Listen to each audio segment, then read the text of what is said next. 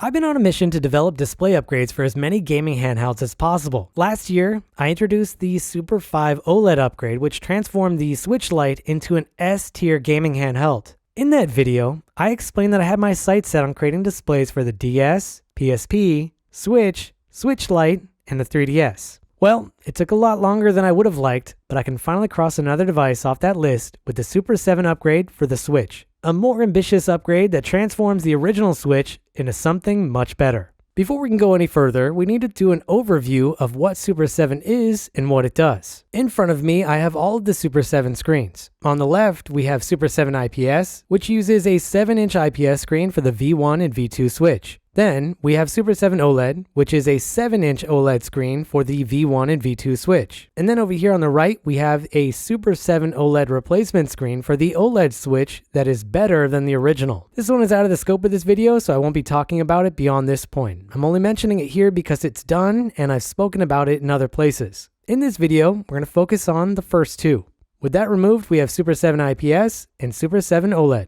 SUPER7 OLED has a glass panel on top of the screen right now that doesn't match the final shape of the display. With this on, it's a bit more difficult to talk about some of the decisions that were made for SUPER7 because you can't see the actual OLED dimensions. For that reason, we're going to focus on the SUPER7 IPS version that we will be building in this video because it's easier to see the real panel dimensions given that it does not have a glass cover applied. First of all, we have bigger challenges with this upgrade compared to SUPER7 OLED. SUPER7 OLED fits inside the stock Switch Lite shell, but doing that with SUPER7 in a standard Switch is more complicated. I want to bring you through some of the decisions that I made for this upgrade around this time last year. So first, we have a standard Switch with a screenshot running on it right now. On the 6.2-inch display, we have huge bezels on all sides of the display, and you might assume that a 7-inch screen would just easily fit inside that wasted space without any issue. If we put SUPER7 on top of the stock screen, our 7-inch panel almost fills out all of the available space occupied by the outer bezels. We still have some extra space around SUPER7, which is easier to see if we center this a bit. When I first saw this, I was hopeful that we would be able to just come in here and delete the stock bezels and then have the upgraded screen fit inside that free space. Unfortunately,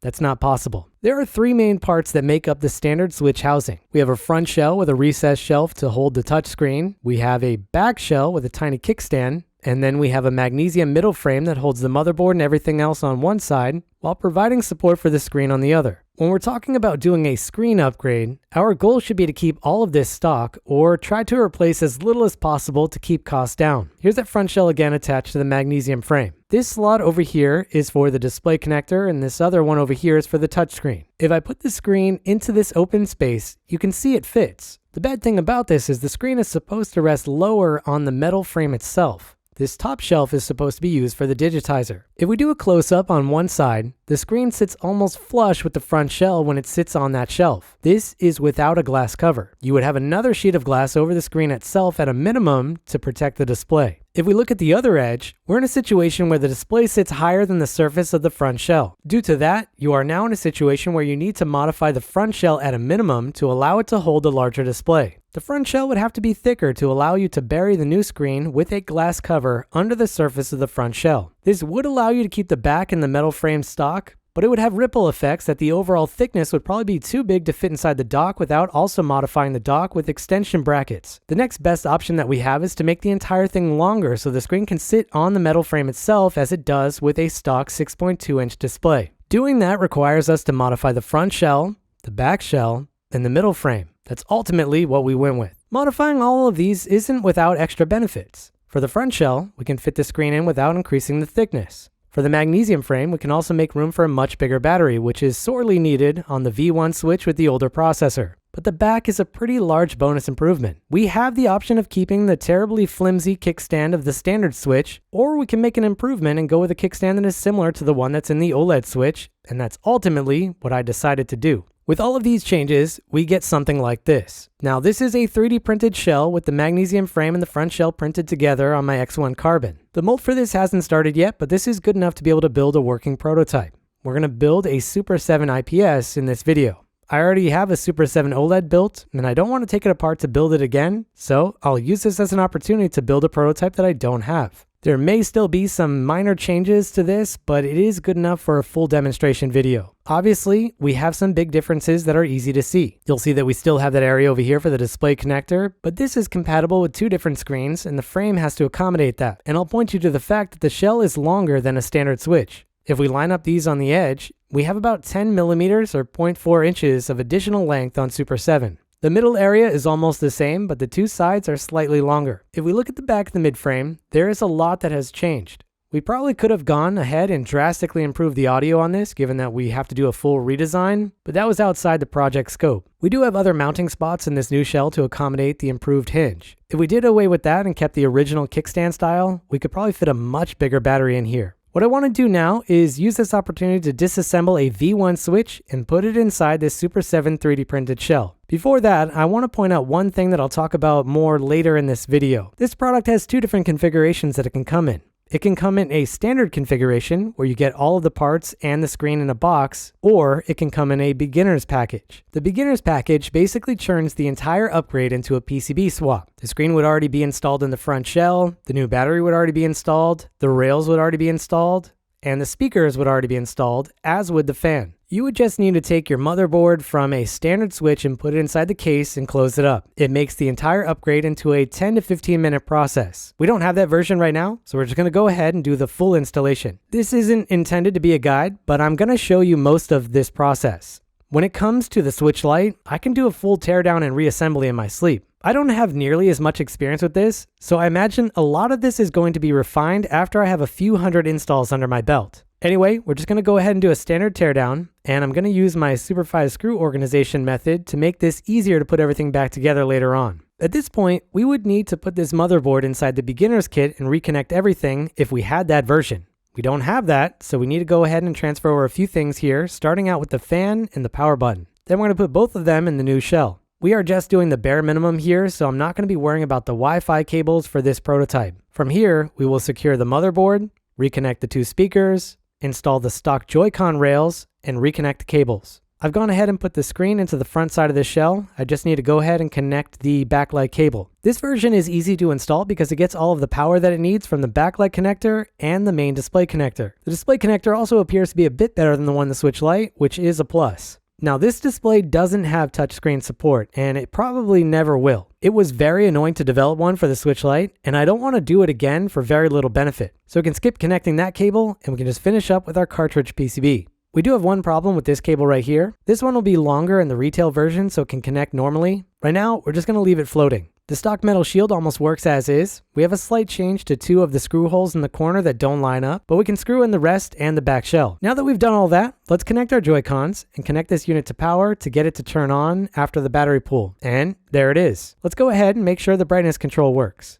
Then we can remove the protective film. I could add double-sided tape to the back of this display so it sits better, but this frame may need another change down the line, and I don't want to risk damaging a screen, so I'll just leave it floating as is. While this one is charging, we can quickly compare it to a stock switch. If we open up the brightness settings, you can see a massive difference in both of these. If I want to match SUPER7 IPS to the stock switch, I need to go down to about there. These are now matched to the same brightness based on my eyes, but as you can see, our new screen gets much brighter at 100%. And again, we are powering off the same backlight connector. The good thing about this is that the charge drain on this is going to be accurately read by the system. On Super5, you have phantom drain that takes a few charge cycles to fully calibrate, but this one uses power from the motherboard that the motherboard can measure. We can also look at the minimum brightness levels on these. The stock screen does get a bit darker than Super7, but they're both pretty dark, so it's negligible. And finally, here's our switch family photo. We have 3 V1 switches over here. We have SUPER7 IPS, SUPER7 OLED from the beginning of the video, and a stock switch in the center. On the left, we have a stock OLED switch. Hopefully, you will be able to notice that there is a massive improvement in both of the Super7 screens compared to the stock switch. We'll talk about it in more detail later on, but even the IPS version gets you most of the way to the improvement that you get in an OLED switch with its higher maximum brightness and improved contrast. Super7 OLED blows everything here out of the water, but the gap between the 2 Super7 screens isn't as great as it is on the standard switch and the OLED switch. These are a huge improvement over the original. You can just see right now without me doing anything else. This video could end right here. This old hardware can go from this to this. In this section, I want to go over the features of SUPER7 IPS and SUPER7 OLED. Then, we're going to compare these to a standard switch before comparing both of them to an OLED switch. The biggest difference between these two is their screen technology, but also in the fact that this one has touch support. If we go into the tester, you can see touch support fully works without any issues. I don't know if this is going to be in the retail version because there is one thing left to do on the touch PCB, but right now it has touch support and the IPS version doesn't. Another big difference is the maximum brightness level. The IPS version is much brighter than the stock switch or the OLED switch, but the SUPER7 OLED display has a standard peak brightness of 1000 nits. In this configuration, the screen is going to top out at around 700 or 800 nits. The problem is that this brightness slider doesn't work on this display. I have another screen that it does work, but I partially broke it on the first day that I was using it. Another different thing is the image scaling. Both of these are 1080p displays that are upscaling a 720p video signal to 1080p. SUPER7 IPS is currently using a better scaling algorithm right now that leaves you with an image that closely resembles an OLED switch. The SUPER7 OLED algorithm is not as sharp and is currently being improved. I will point out that it is possible to patch the Nintendo Switch to output 1080p to a SUPER7 IPS or a SUPER7 OLED. Both of these screens can support that higher resolution, and they would look much better than they already do. We just need a patch to be created by someone. What we're going to do now is take a look at a couple of games running on these SUPER7 screens and a standard switch. After we get a clear baseline, we can compare these against an OLED switch. Now we're ready to move into some deep dive comparisons. I don't think the ninjas are going to be particularly happy that we can essentially turn a V1 switch into an OLED switch. This is my disclaimer that I own all of the games that are in this video, and I even went out and bought multiples of games that I already had just to make it easier to do this video. Our first title is Link's Awakening. My stock switch has a few scratches on the screen that you'll see in some close-up shots, but it is a good representation of how these 6.2-inch screens look. On SUPER7 IPS, all of the colors in this scene pop, and the darker elements are much darker due to a higher contrast ratio in this panel. SUPER7 OLED is much brighter than the other two, and it shows in this scene. There is still some slight refinement that needs to be made in this display, but it looks very good so far. For our next title, we have Sonic Colors. This game has a lot of vibrant colors which will shine on the two SUPER7 screens. This won't be the same route on each device, but it should show the massive improvement that we can get on a standard switch with this display upgrade. Before moving on to the OLED switch, let's just compare the standard switch to the SUPER7 OLED. We'll come back to SUPER7 IPS in a later section. For this, we have Sonic Mania, and we have both devices set to 100% brightness. I had to lower my camera's ISO to not blow out the screen on SUPER7 OLED since it has nearly double the maximum brightness of a stock screen. For this part, I'll try to keep these in sync as much as possible. The visual upgrade is very striking, going from a stock screen to this.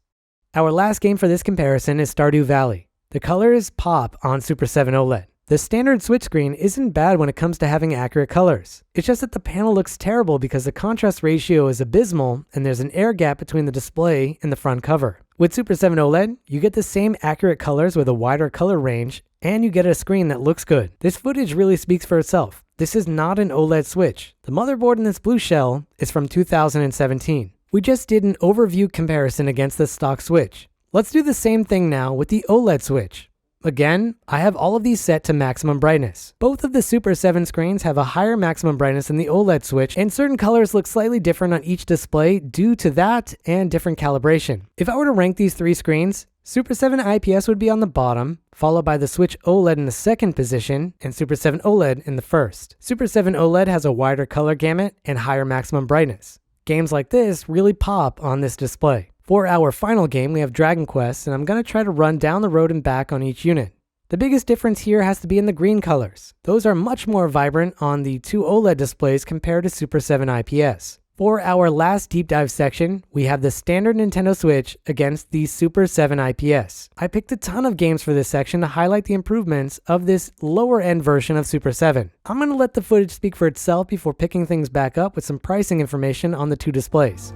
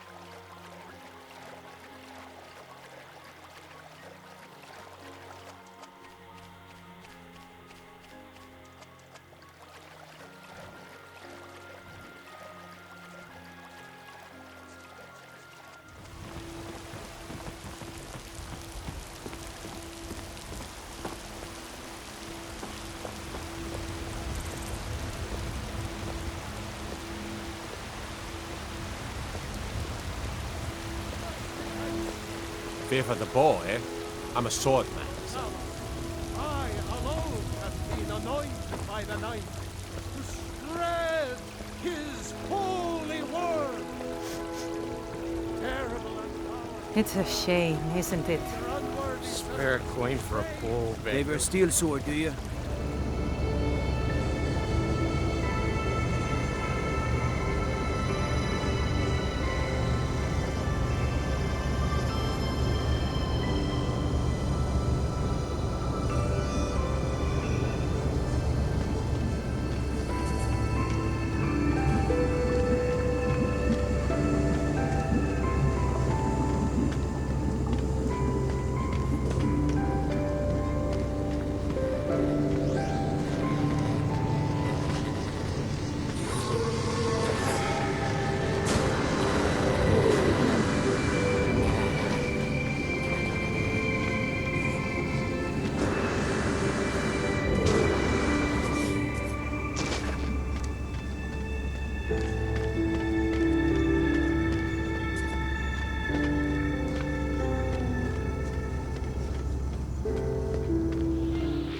Hey, Dad?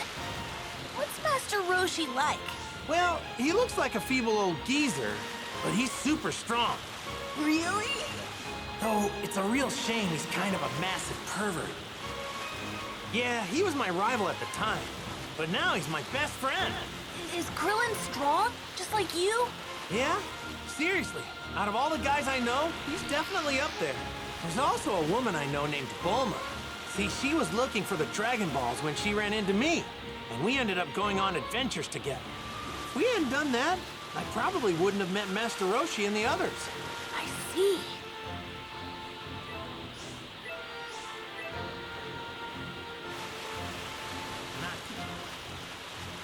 Not too much longer until Master Roshi's place. I wonder what everyone's been up to.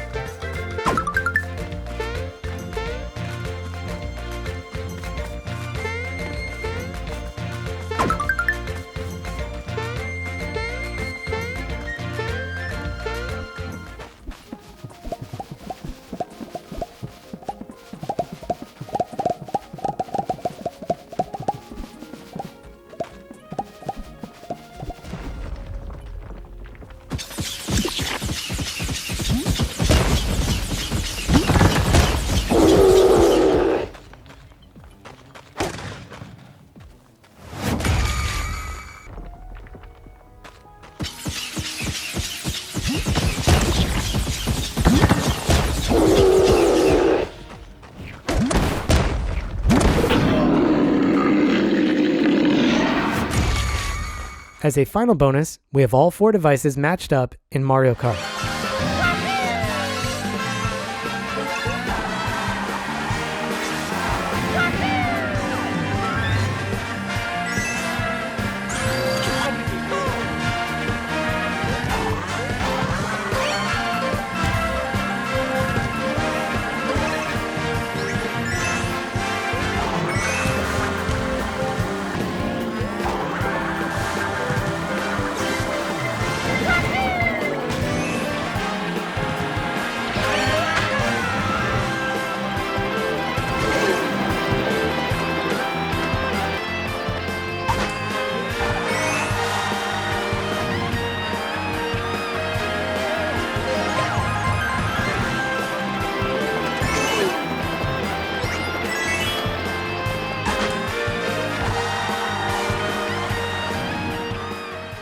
Now it's time to talk about pricing. These two still have some development work to do, mainly in the shells. SUPER7 IPS is completely done. The only thing that it needs is a glass OCA screen and maybe a 1080p toggle button if someone ends up making that patch that I talked about earlier. Besides that, it's completely done and it's ready for production. SUPER7 OLED currently has touch support, but it needs one further revision to the cartridge PCB before it can ship with touch support. It also needs a new glass cover because the one that it has doesn't fit into the real shape of the front shell. When it comes down to pricing, it really depends on how many orders of these are placed. Display pricing comes down to volume. The higher your volume, the lower the price you can negotiate on the display. I did this as a passion project, so I don't know how many of these are going to be ordered, but I will just give my expected prices for both of these screens. This is going to be for the standard kit pricing, not the beginner's kit. The beginner's kit is one that is easier to install because it already has almost everything that you need ready to go with a PCB swap. The version that I'm going to talk about here is the one that we built in this video. For SUPER7 IPS, I would like this to go for ballpark around $50 for the regular kit that includes the screen and the 3 shells. It is possible for that to change. I don't know how much lower it can go, so never say never, but I wouldn't expect it to be more than $20 from that mark. $50 would be my ideal price for this. For SUPER7 OLED, again, it comes down to the cost of the panel itself and how big your ordering volume is. The panel price is very high. It's worth it because it's a great screen, but it is expensive. Volume pricing could also play a bigger role in this depending on the motivation of the display provider. I would like this to be no more than $100 with the ability for that to go down to around $70 or $75 if the volume is high. So that just gives you an idea.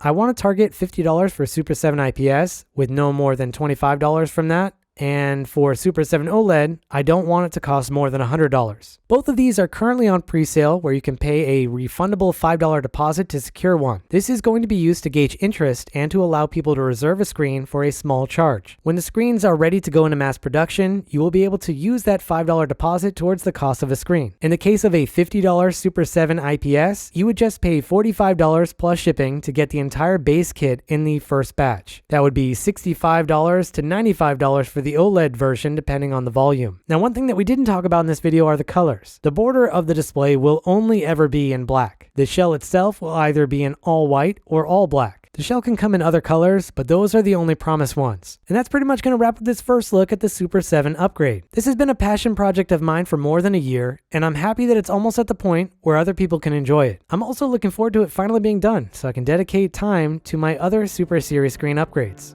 especially the Nintendo DS. If you enjoyed this video and you want to see another, take a look at my video on the SUPER5 OLED. That screen gives SUPER7 OLED a run for its money. Happy gaming, everyone. Taki out.